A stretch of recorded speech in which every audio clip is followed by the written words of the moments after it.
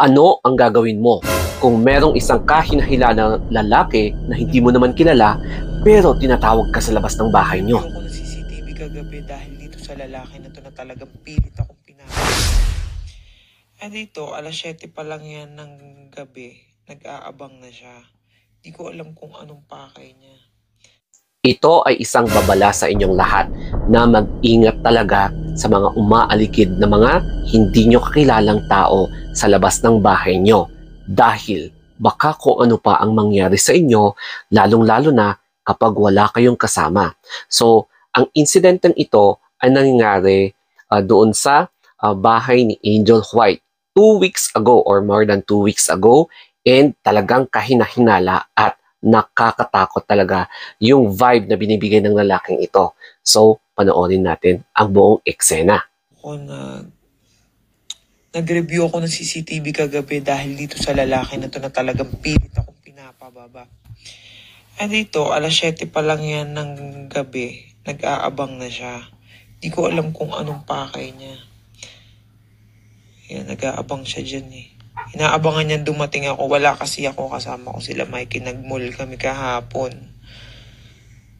Abang siya ng abang. Ang tagal niya nag-abang mula 7 p.m. hanggang 9 p.m. Yun. Tagal niya nag-aabang eh. Kasi ayun, hanggang sa dumating ako, pinas-forward ko lang. Hanggang sa dumating ako, yan. Una, binuksan ni Joy yung pintuan. Ito ako eh. Tapos, dito lalabas si Mikey sa may likod. Diyos ko, grabe nakakatakot. Wala kaming kasamang lalaki kahapon. Nag-ride sila Pakboy. Yan, sa pintuan na nakabukas sa likod. Nandiyan lalabas si Mikey. Yung lalaki, biglang umalis sa pintuan ko eh. Tumayo dun sa may dulo. Yan dyan. Tumayo dun sa may tapat. Hindi siya sipat ng camera eh. Pero yung si Ninang nakakatunog na ano eh. Nak, bilisan mo. May lalaki dun sa gilid na nakaabang. Iba talaga yung datingan niya eh.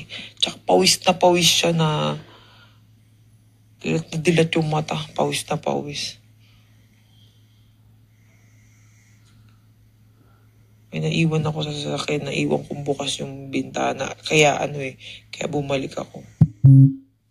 Hindi ko pa nakikita yung lalaki dyan. Hindi ko pinapansin yung sinasabi nila. Kasi lakas ng sounds ko eh. Tapos ayan. Matutulala ako dyan kasi nakita ko nga siya nakatitig kumakaway sa akin. Ayaw niyang lumapit. Tignan niyo, matutulala ako dyan. Ayan o. Natakot na ako niyan. Kasi iba talaga yung dating niya eh. Kinakawayan niya ako. Tapos kunyari wala lang ako napansin. Tapos pinubulungan ko si Joy na bilisan niya.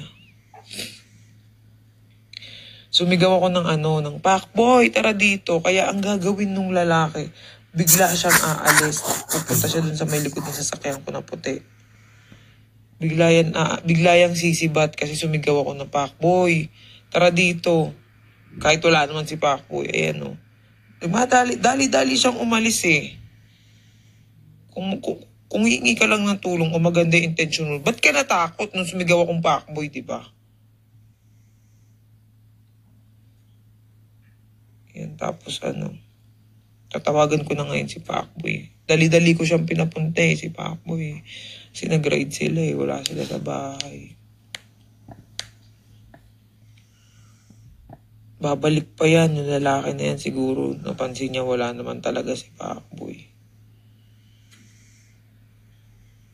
Papas forward ko lang ng onti yung video kasi medyo matagal eh. Mabagal yung ay nako, nung niyan hindi ko na alam gagawin ko. Hindi ko alam kung saan ako uupo, kung saan ako nginig ako, grabing ginagawang trauma sa akin.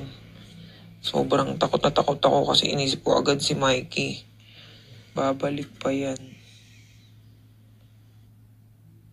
Ang pinagtataka ko lang, bakit nung sumigaw ako ng Pakboy tara dito, bakit nagdali-daling umalis? Tapos siguro pansin niya nga wala si Pacboy, bumalik. Bumalik siya.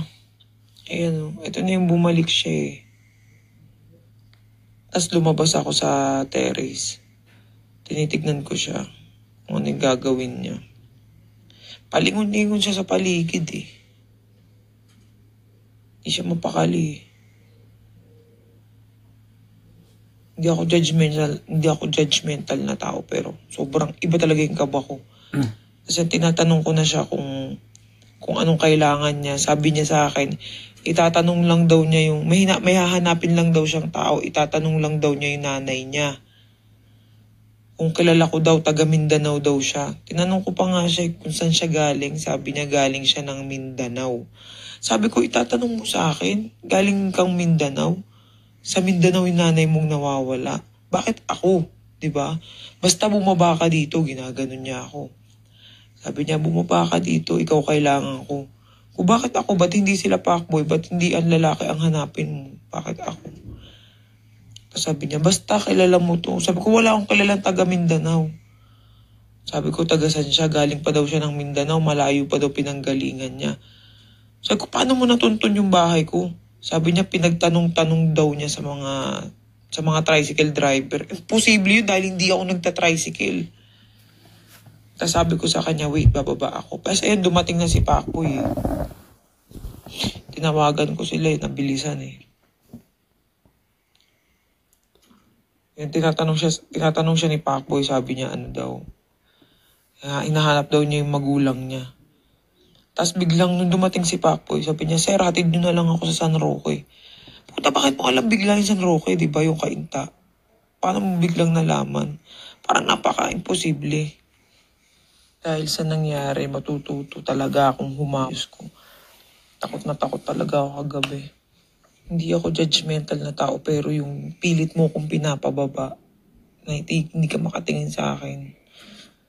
Grabe, nakakatakot talaga. Iba yung trauma. Pagdating naman dito sa comments, ayan, kung hihingi lang ng tulong yan, dapat nagsabi agad yan. Tapos, sa'yo hahanapin ang nanay niya, may ibang pakay yan. Ingat kayo dyan. Magsabi na agad kayo sa guard na mag-monitor sa lugar niya. Tapos, yung isa din, Alamuda, correct yung, I'm not sure kung correct yung pagka-pronounce ko, Alhamdulillah. Po safe kayo lahat, Lord. Sana i-report nyo agad sa mga pulis. Nakakaduda po yung mga kilos niya. And yung isa pang comment dito is, magulo siya masyadong magkwento. Walang tumama sa mga kwento niya. Kaya sobrang duda kami, di mo kami masisisi kuya. Nakakailang ka, sa totoo lang, nag-usap na kayo ni Che. Gusto mo pababain pa kung ano yung sadya mo. Basta kung sino ka man, nag-warning na ako sa'yo. So, yan yung mga comments na mapapansin mo talaga na kaduda-duda, no? Bilang isang reaction, dito mo talaga mapapatunayan na importante ang CCTV para merong nagmamonitor doon sa bahay nyo kahit na walang mga tao. Nakikita mo kung ano ang nangyayaring parang suspicious activity sa bahay mo habang wala ang mga bantay o kaya wala yung mga kasama mo sa bahay. Tapos, dito mo rin mai-record kung meron bang kahina-hinala talaga na pangyayari para at least gagamitin ang video mo for documentation if in any case na magkakaroon talaga ng problema sa loob o kaya within the premises ng inyong bahay. At ang lessons na pwede nating ma-imbak dito sa video na ito is all about security. Ang dami namang mga murang CCTV na available ngayon sa market. Mas lalong-lalo na sa mga online na shopping apps kasi marami ang nag-o-offer ng individual na CCTV cameras na madali talagang i-install basta meron kang internet connection. So, ang gagawin mo lang is yung kinakabit sa bumbilya, yung mga ganun, or kinakabit mo lang sa mga walls ng bahay nyo, interior walls o kaya doon sa outside walls, basta sakop ng wifi ng inyong bahay and boom, pwede mo nang i-on at i-connect and start na bantayan ang inyong bahay kahit na walang tao. O, di ba?